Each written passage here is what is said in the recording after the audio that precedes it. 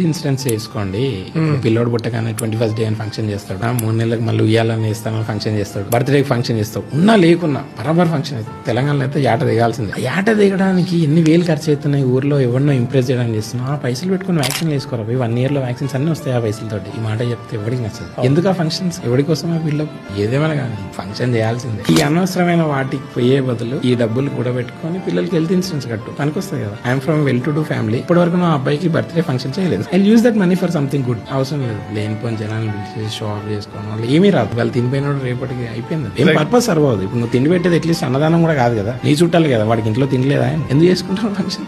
అంటే there are people వాళ్ళ class చూపించుకోవడానికి వాడికి నచ్చిన కంఫర్ట్ జోన్ లో ఉంటాడు, వాడు చేసుకుంటాడు, ఇట్స్ ఓకే. నేను చెప్తున్నది ఏంటంటే బిలో మిడిల్ క్లాస్ వాళ్ళు అతి కష్టం మీద అప్పులు తెచ్చి ఫంక్షన్ చేస్తాడు, వ్యాక్సిన్ వేసుకోరా అంటే చూస్తుంటాడు. ఇది తప్పు. సొసైటీని ఇంప్రెస్ చేయడం కోసం కష్టాలు పడుతుంది చూడండి, అవసరం లేదు. ఎవరేమనుకుంటే మనకి